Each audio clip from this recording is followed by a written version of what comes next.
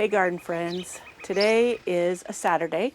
It's actually quite a nice day out, but we are expecting 3 days of rain, maybe some snow, and what's worse, the nighttime temperatures are going to dip down into the 20s. So I have tons of plants out. They're still in pots, but they're out in the garden or around the greenhouse.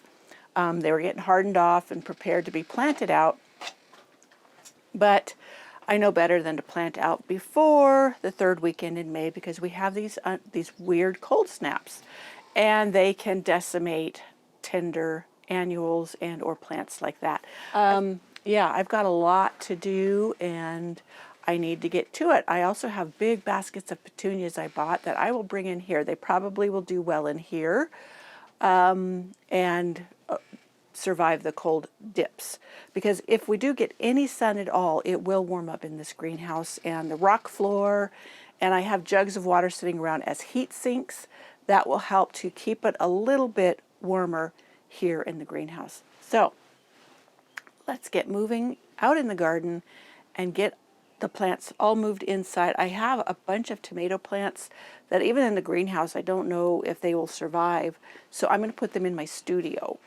So that's heated and insulated, so they'll be better protected in there. So I've got my work cut out for me.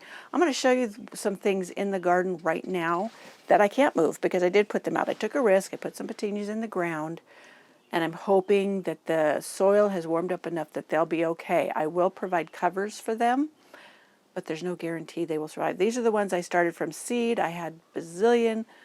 I still have some in pots, so if I lose those, it's not the end of the world, but I'm going to test and see how well they do. So, and I have more seeds, I can start some more.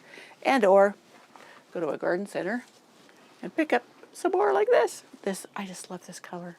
I just fell in love with it this year. I've not seen this in any other, at any other time. This is Perfectunia Mandarin. So, just beautiful. Okay, so I got to get going.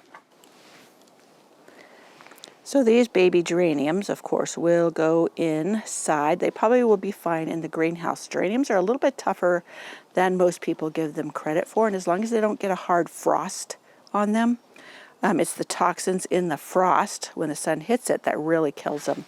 And they've been out in here in the 30s, so I think they're tough enough to handle the 20s in the greenhouse.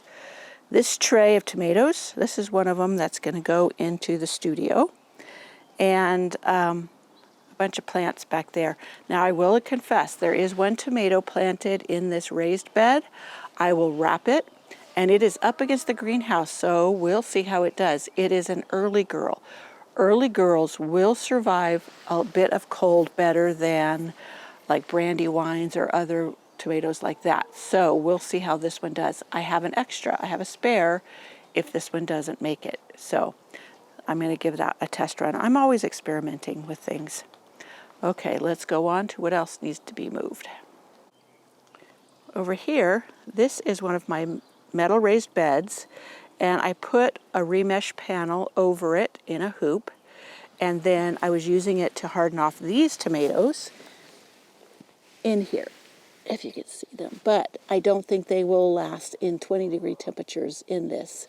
So these will be moved into the studio as well. We're only supposed to get in the 20s for 3 nights, and then it's going to jump up. The nighttime temperatures will be in the 40s and the 50s. That's the way it plays here. Cold and then very warm. So all of these over here, like the strawberries and stuff, will be fine. Now my eversweets I planted in here, I did a video on it. Many of them did not make it through the winter, so I don't think they were very hardy for this area. These other ones are, I think, a June bearing ones, and they were a gift from a friend who lives not too far from me, and they seem to be doing fine. But the eversweets, I don't know. I loved them because they produced really big fat berries all summer long.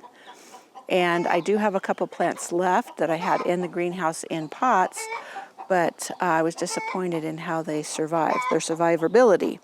I also have asparagus planted in this bed. I was read up on it, and they make perfect companion plants in a small raised bed with strawberries. Here are my chickens. They're laying eggs. These are my garlics. Aren't they doing great? I have lettuce planted in here too. So I have high hopes. And lettuce is perfect companion plant for garlic. So along here, I planted the petunias. In fact, I planted all along the edge of these beds. I will also pack some extra alfalfa straw around them. I usually buy the alfalfa for my chickens, but it got rained on. Look at this Gara. Sorry, have to read. That Gara is beautiful. This is the second one I bought because last year I had one. This is Carolee Petite Pink by Proven Winners. I loved it. It bloomed all summer. It did not get tall and gangly and out of control. It stayed very compact and gorgeous. And even when it's not blooming, the red bracts are just outstanding. Anyways, back to the petunias. But I will pack the alfalfa straw around them, and hopefully that will help keep some of the heat into the soil. You can see all of this is in process, but right along the edge where I have the logs for edging, a pathway is going to go along here. This is all getting done. These poor roses just got zapped with the last freeze. Look at this. And I'm afraid they're going to do it again. I do not have enough frost cloth to cover all of my roses, and this one's kind of big, and I can't move it. So I'm just going to take my chances. If I have to cut them back, so be it, and then not get blooms probably till mid to late June. But these are, that's why I buy own root roses, because if they get killed back, then they will come back true from the roots.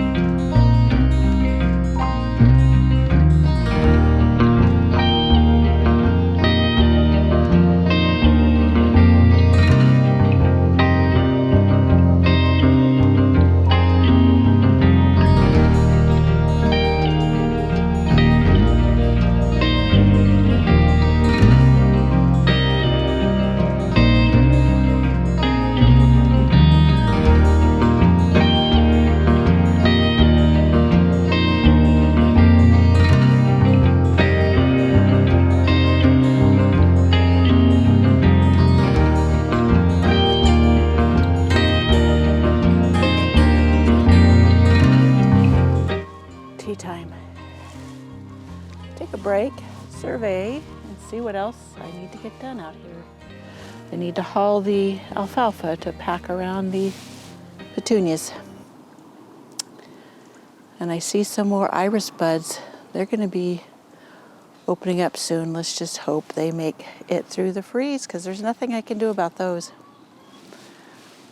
And everything else, and all my brand new planted hydrangeas. Over there, the one that's Quick Fire Fab. It may get zapped back again. It will come back from the base, but I didn't want it to get zapped again. I could probably put some of that fleece over it and maybe help it a little bit. I've got a wire cage for tomatoes I could put around it, and then like I did the tomato. That's an option to at least keep that one from getting froze back. I have a little limelight prime up in front that's recovering from the last freeze. And this one's recovering from the last freeze. So sometimes you want to give up when the weather is so freakish. But I never do. They do recover. They recover. It's just they bloom later. And when you're wanting them to bloom sooner, which most gardeners do, then that can get discouraging. But, and I don't know if you can see them. I need to bring it up closer. These are red campion, not rose campion. This is red campion. And it's a old-fashioned flower, vintage flower. And a friend of mine gave them to me, or at least one plant, and I divided it. It's over there by the studio, and then I planted these two beside here because it is one of those flowers that blooms really early for me when not much else is. I've got these violas that reseeded themselves from where the centerpiece used to be, and that needs to get moved because I bought a bigger circle for a bigger centerpiece, and then I could put the smaller circle in it and then a galvanized tub on top. At least that was my idea. Let's see if I get to that. I might just plant some roses in the center. We'll see. We will see. So, break time is almost over. Oh, I got a hosta to move in. I got a brand new hosta, a couple of hostas I need to put in the greenhouse. I think I'll get those moved next. It pays to sit down, take a look around, and see what else needs doing. So, back to work for me.